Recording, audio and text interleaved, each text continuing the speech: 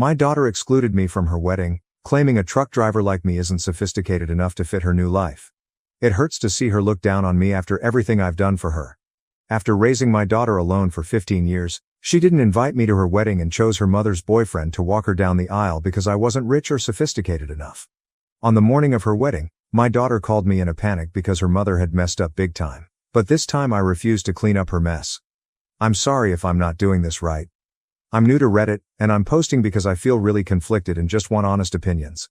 This is about my daughter, Samantha, Sam, who is 24, but I need to explain our family dynamics before getting into the reason for this post. I'm 51, and I married my ex-wife, Judith, who was 49, when I was 24. We had known each other since we were kids and had always been together. Judith came from a very broken home and spent most of her days at my house. My parents treated her like family, and little by little, we got closer. I had always been in love with her since I was a child. We both came from humble beginnings and built everything we had from scratch. At 24, we got married. I was a regular truck driver, couldn't afford college, and just wanted to make a living as soon as possible. Judith didn't go to college either. She worked as a waitress at a local restaurant. Between the two of us, we were comfortable. We weren't starving, but we also weren't extremely well off. Then Judith got pregnant. She decided to leave her job and focus on raising the baby. It was a financial strain on us, but it was the best possible option. We didn't have the money for daycare at the time, and I was earning more than her, so it made sense for her to stay home while I provided for the family. I switched companies, got promoted, and my salary increased. By the time Samantha was 3 years old, we were fairly comfortable. Things were better back then. I won't lie, the country's economy was better, so we could afford much more with our limited income than anyone earning the same salary today. We were lucky because, despite being tight, things went pretty well for us. Problems started when Samantha began school. Judith started to get bored at home and said she wanted to go back to work. We had a long discussion and finally agreed that I would reduce some hours and help more around the house, and she would get a job. This suited me fine because I had been working myself to death during all the years Judith stayed home. I worked 11 hours a day, 6 days a week, so when I got home, I was exhausted. I was really happy with the change because it gave me time with my daughter, and the new arrangement worked wonderfully at first. I came home at a reasonable hour and could spend time with Sam. I helped her with homework and felt like I was finally connecting with my daughter after all those years. Judith seemed happy with the change too. She was a bit distant at home, but I understood that her life had been within the four walls of our house for years, and this was her time to get out and relax. I was more than happy to take on the burden so she could have time for herself. Little did I know that while I was busy bonding with my daughter, Judith was looking for a way out of our situation. When she got a job after all those years, it wasn't at her old workplace, it was at a nice cafe frequented by wealthy people. I think being around that kind of crowd made her crave a different lifestyle. I should mention we weren't poor, but we also weren't swimming in gold. She started pushing me to work more hours and make more money, but I didn't want to because I didn't see the need. I preferred to spend time with my daughter and wife rather than slaving away for a few extra bucks that we could really do without. I don't know why or when it happened, but Judith started to resent both me and Sam. Everything came to a head a few months later, when Sam was 7 years old. Judith came home late, drunk as a skunk. She had developed a drinking problem, and no amount of support or counseling could help her get out of it. She came home, and by then I had lost all patience with her. For a long time, I had started to feel like a single dad. Judith used to come home late, and I had to do almost all the chores. I helped Sam with her schoolwork, braided her hair, and got her ready for school. There were days when Sam didn't even miss her mom because she had gotten so used to her absence. So that night was the last straw for me. I told Judith she needed to get her life together and be a mother to our daughter because I was exhausted from playing both father and mother roles. That's when she dropped the bombshell. She told me she wanted a divorce and that she had been having an affair with someone. The following days were a blur. I don't want to bore you with the details. She met someone at the cafe. They hit it off, and they had been having an affair for the past year. The guy, Stevens, 60 years old, was loaded with money, and she left me for him. It hurt like hell, but at least I knew my daughter was safe, and that was what mattered most. She didn't fight for custody. She didn't even want Samantha. I just told her she could do whatever she wanted, but I didn't want her influencing Sam. That worked perfectly for her because her new boyfriend wasn't good with kids anyway. It was like she had completely changed and become someone else. She wasn't the woman I married, and she wasn't Sam's mother. Since then, it's just been Samantha and me. Judith comes and goes as she pleases, bringing expensive gifts for Sam to make up for what she could never do emotionally or physically. But all the responsibility of raising our daughter fell on me, and I tried to do the best I could. It was hard, but I would do it all over again in a heartbeat. Now, getting to the main issue, Sam has been under my care since her mother left. It wasn't ideal for either of us, but it was what it was. I tried to be there for her as much as I could.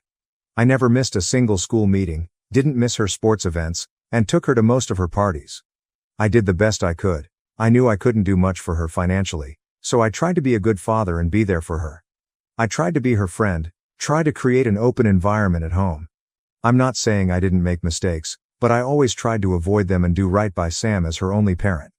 However, Sam loved being with Judith. Judith married for money, a lot of it, so she used to compensate with extravagant gifts and things that I couldn't afford. It made me feel bad because I knew I could never give my daughter what Judith could. But at the end of the day, Sam was happy, and that was what mattered most to me. However, I didn't realize that all of this was negatively influencing Sam in some way. She preferred her mother over me because she valued the material goods she received as gifts more than the everyday life we shared.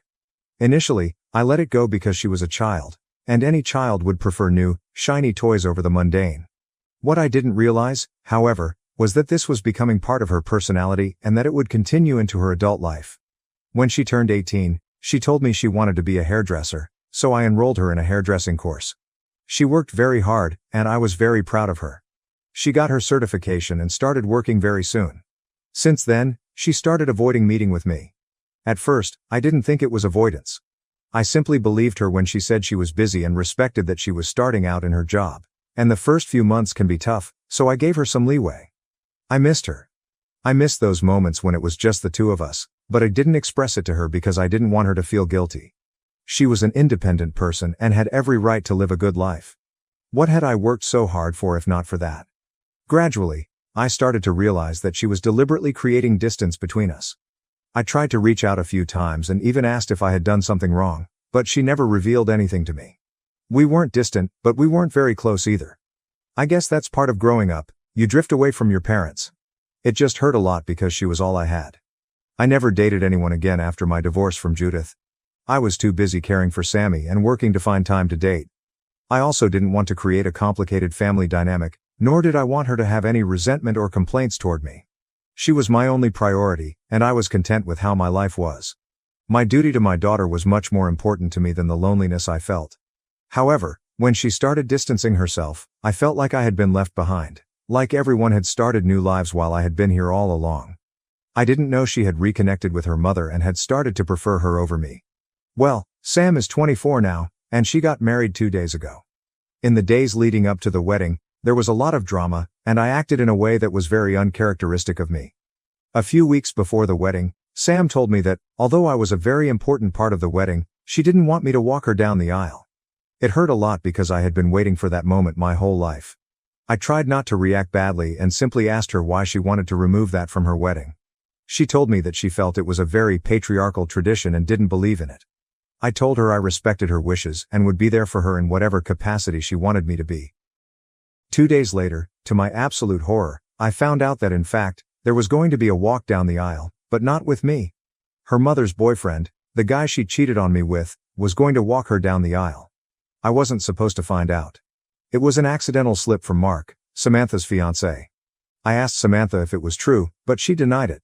I kept pressing, and she finally admitted that yes, she had asked Stevens to walk her down the aisle because he wasn't a middle-class man like me. I don't think I've ever felt something hurt as much as that moment. Even my wife's infidelity didn't hurt as much. Mark tried to take the blame because he realized what he had said. He took me aside and told me that his family was a bunch of Puritans, and just to fit in with them, Sam had asked Stevens to walk her down the aisle. But it was already decided. I thanked Mark for taking her side, but I also told him that I wouldn't be attending the wedding at all. He said that would hurt Sam a lot because she loved me, but I told him I couldn't bear being disrespected by her anymore. I think Mark understood where I was coming from and didn't ask me to change my mind. I think I drank an entire bottle of whiskey that night. I was miserable and don't remember much of what happened. I blocked Samantha everywhere and told her that, from now on, there was no relationship between us. I don't know if she responded to that. I don't even have the heart to unblock her and check because I feel like she doesn't love me at all and doesn't care that I'm not part of her life. That was the last time I spoke to her. Samantha got married yesterday. I didn't attend, of course, but I got a call from her early in the morning, and she was hysterical. She called from a friend's phone, so I was able to talk to her. She was crying nonstop during the call, and it took me a while to understand what she was saying. She just kept repeating that her mother had ruined everything and that she needed me to be there to fix the situation. I asked her what had happened, and she said that Judith had shown up drunk. And when I say drunk, I mean very drunk, and she was interacting with Mark's parents. Now, the problem is that Mark's family is very proper and doesn't appreciate any kind of vulgar behavior. Apparently, that was the reason I wasn't allowed to walk her down the aisle, because I wasn't sophisticated enough. Anyway, Judith showed up drunk and caused a huge scene, leading to a situation where Mark's parents are saying they won't attend the wedding. Sam tried to explain exactly what Judith did between sobs, but I couldn't understand her and, honestly, I wasn't very interested. She had hurt me beyond belief, and there was no going back this time. I was tired of being there for her and cleaning up her messes when she was so ashamed of me that she took away my right to walk her down the aisle. I told her that I was sorry she was going through this, but at this point, and from now on, all I could offer her were words. She had chosen her family, and now she had to live with that. I told her that she had been worried about me embarrassing her and had been so sure of her high-class mother, but in the end, that had backfired, and it was all her fault. I told her I wouldn't come to her rescue and that she was free to do whatever she wanted. I won't lie, it killed me to say that. It felt like I had ripped my heart out of my chest, but I had to do it. I had to set my boundaries. I couldn't let her walk all over me. I had done everything I could for her. I had lived my entire life trying to make hers better, and she just saw me as something to use and feel repulsed and ashamed of. I couldn't take it anymore. And when I told her I wasn't going to help her, she started screaming over the phone, telling me that if I didn't save her this time, I wasn't her father. I simply replied that I didn't think I was her father anyway, given the way she had treated me, and I hung up the call. She called me back from the same number 15 minutes later, but I didn't answer. I was crying. I don't remember the last time I cried so much. I wanted to be there for my daughter so badly, but she had taken my heart out of my chest and stomped on it like it was nothing. My self-respect didn't allow it anymore. I don't know what has happened. I haven't contacted anyone, and Sam hasn't reached out to me either. Update 1. A lot of people have asked why I harbor so much resentment toward Judith after all these years. Well, if your heart has never been ripped out of your chest, spat on, and tossed aside like trash, you wouldn't understand. I know that she and Stevens have been together for 15 years now, and maybe they are the perfect couple, but guess what? I don't care. I don't care if they're soulmates destined to be together. What matters to me is that she chose to cheat on me and lie to me about the whole thing instead of handling it maturely. What matters to me is that she stopped being a mother to our daughter, so I had to raise her by myself because her new man promised her a life of luxury. And what matters to me is that she used her boyfriend's money to steal my daughter from me, and she succeeded in doing so. It's because of Judith that I live a miserable life, and no, I won't be the better person and forgive her for it. Not in a million years. Call me petty, call me crazy, call me an idiot, it doesn't matter. I gave her my life, and I got nothing in return. To everyone who thinks she and Steven are the perfect couple, they're far from it. And that's exactly what led to the scandal at Sam's wedding. Judith showed up drunk, and before going to see Sam, she went to greet Mark's family. Samantha didn't know she had arrived and only found out about the situation after the damage had been done. In her drunken state, Judith started flirting with Mark's father in front of Stevens and Mark's mother. It was very embarrassing. She was practically throwing herself at him. At first, everyone tried to ignore it, but things quickly got out of control. Stevens had to step in to save the situation and had to physically pull Judith away from Mark's father. Judith was screaming at the top of her lungs, telling Stevens to let her go. He was embarrassed too and kept apologizing, but by then, a huge scene had already been made. At that moment, Samantha arrived, but that wasn't the end. Stevens and Judith started arguing, with Judith initiating the fight. She accused him of being a hypocrite, saying that if he could have affairs with other women, she should have the same freedom. Stevens' jaw dropped. He told her to keep quiet, but she didn't listen, and it turned into a huge verbal explosion between the two of them. From what I heard, and I mean what Judith revealed to the entire wedding party in her drunken state, their relationship has had many problems. Stevens keeps cheating on her with various women, and she knows it, but tries to act indifferent or ignorant because she can't afford to break up with him. He's given her a life of comfort and luxury, and she can't give that up right now, so she keeps tolerating his infidelity. She's also been pressuring him to marry her, but he doesn't want to, God knows why. Every time a fight arises between them, He appeases her by giving gifts and buying things for Samantha. Judith unloaded all her marital problems right there. Stevens kept telling her that it wasn't the time or place to discuss their issues, but it was no use.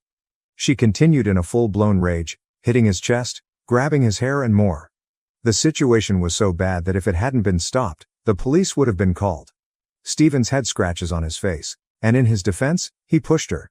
She was so drunk that she fell over some chairs and onto a guest from Mark's side. This whole drama happened at the wedding venue, where almost all the guests had already arrived. The entire spectacle was witnessed by everyone. Mark's parents were deeply embarrassed and were about to leave because they couldn't tolerate this humiliation. They had many friends and family present at the wedding, and seeing all this family nonsense was something they just couldn't comprehend. It was at this point that Samantha called me and begged me to come save her, and I refused. By the time we talked and hung up, Stevens and Mark's parents had left. Mark ran after them and tried to get them to come back, but to no avail. Some of the guests from Mark's side left as well. They're probably going to cut contact with Samantha, and honestly, I don't blame them. Judith simply sat on the damn floor and started howling, saying how she had ruined her life and couldn't believe she was going to spend the rest of her years with a cheater while her daughter was marrying a good guy. So honestly, I think all of this wasn't an accident or a drunken mistake. I genuinely believe Judith is so narcissistic that she planned this to deliberately sabotage her daughter's happiness simply because she never got that happiness for herself. The wedding was an absolute disaster, and Mark is angry. He hasn't been speaking to Samantha, and she's miserable. She sent me an email detailing everything that happened, apologizing for her behavior. But the apology also came with the blame that I should have gone when she called me and that it was my duty as her father to have been there, taken her side, and tried to make things right again. I haven't responded, and I don't think I will, though I have a lot to say. But there's no point in saying anything because I know she won't understand my perspective or my feelings. So it's time for me to protect myself. She's hurt me enough, and now I need to take space for myself. I've been selfless my entire life. I've thought of others and never put myself first, but I haven't received the same in return. So now it's time to prioritize myself. Maybe I'll end up telling her that I need space and that I'll get in touch with her if I feel like it, but for now, that's the most I can do. I don't think I'll be updating further because I want this chapter of my life to end. I want to bang my head against the wall with sadness every time I think about what happened between Sam and me, but I think it's karma that has come back to bite her in the ass. And on the most important day of her life too. She was worried that Mark's parents wouldn't like me, which is why Judith and Stevens were her preferred parents. But in the end, it was they who humiliated and embarrassed her so much that she can't even look at her in-laws, and it was me she had to turn to for help to save the situation. Update 2. For everyone expecting a dramatic update, I'm sorry to disappoint, but there haven't been any surprising events. A lot of you were hoping that Mark would leave Samantha, but that hasn't happened either. They are still together. If they've had disagreements, I don't know, and I don't want to know. Those are problems between a husband and wife, and they should stay that way. I have no intention of meddling in their lives, and I know I'm not welcome anyway. Even if I were, I don't want to be part of Samantha's life. I've done my duty as best as I could, and now I'm stepping back. I didn't reply to her email. I thought I would, but I realized that even an attempt to ask her to give me space and respect my boundaries would be met with guilt and criticism from her, and so it was literally pointless. In other news, I've joined a motorcycle club in my city, and we meet once a week for drinks. I've made a few friends there, and it feels good to have people to talk to. One of the guys even pushed me to make a dating app profile. He's a young guy, but he seems like a good one. They're all younger than me, so they try to keep me up to date with new things the younger generation is doing. It's pretty entertaining. They set me up with a profile on Boomly and keep asking me if I've matched with anyone. One of them is coming over today to show me how to talk to women and get dates. I feel a little nervous. Honestly, I've never done this in my life, but it's also exciting. I have friends, a social circle, and something to look forward to. I'd rather have my daughter with me and my family back, but I guess we don't always get what we want, and I need to accept that. If I do get a date, I'll tell you how it goes. Please leave some tips in the comments for this old man. Update 3. I have my first date today. I met her on a dating app. It's with a woman named Casey, obviously not her real name. She got divorced a few years ago because her ex-husband was a big mama's boy, and her ex-mother-in-law kept interfering in their relationship. She finally got fed up and said goodbye. There's nothing serious between us right now, we're just meeting for drinks. We've been talking for a while, and I like her a bit. It feels good to talk to a woman and get attention. I've been so starved for that feeling for most of my life. Even during my marriage, Judith wasn't really the expressive or affectionate type, so this is a nice and surprising change for me. God, I feel so stupid having a crush in my 50s, but she's a beautiful, kind woman. I hope the date goes well. My friends have been prepping me for it, and they're even more excited than I am. They came over last night to finalize my outfit for the date. I didn't even know that was so important, but then again, I'm basically an old man now. They've given me a list of do's and don'ts to memorize. All my friends are waiting for the date to end so I can tell them the details. I'm excited too. It feels good to feel young again, to have friends, and to have a life that's not just about responsibilities but also about fun. I've missed this, and I hope this feeling lasts a long time because I've craved it for as long as I can remember. Update 4. I didn't think many people would care how my date went, but some of you have asked and even wished me luck. So, here's my update. The date went very well. We were initially just going to have drinks, but we ended up having dinner and staying late chatting at a cafe. I thought it was going to be harder, but it was the opposite. Casey and I hit it off really well, and that's important. We talked about our lives, and it was really easy to talk to her. So, we'll definitely be having a second date soon since we both felt very comfortable. I know this because, this morning after the date, she texted me saying she had a great time with me. So, we'll probably go out again this weekend. I also have some updates about my daughter, Samantha, although not many.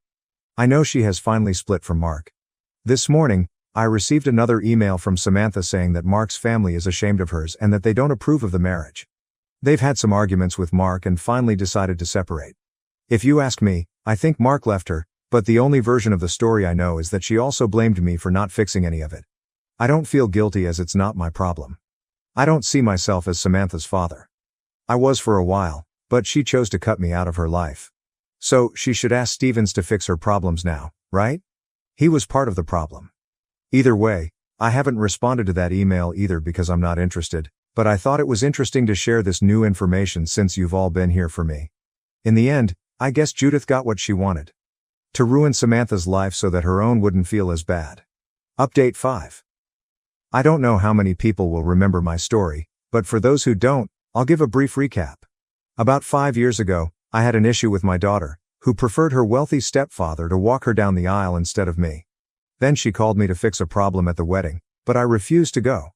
Well, today I've returned after all this time just to say that I've married Casey. We had been dating for a few years, and it was the next step in our relationship. A month ago, we had our wedding, and everything went very well. I didn't invite my daughter or my ex, from whom I haven't heard much in a while. I know my daughter has married another man, but as far as I know, he's not as wealthy as the one she was supposed to marry in my original post. I don't know who he is since I wasn't invited to the wedding, but it hasn't bothered me this time. That weekend, Casey and I went on a getaway, and honestly, I didn't think much about it. As for Judith, she finally split from Stevens, but I don't know the details either, just rumors I've heard and little else. I hope all of you, especially those who still remember me and have helped me, have a good life as well. I love you all.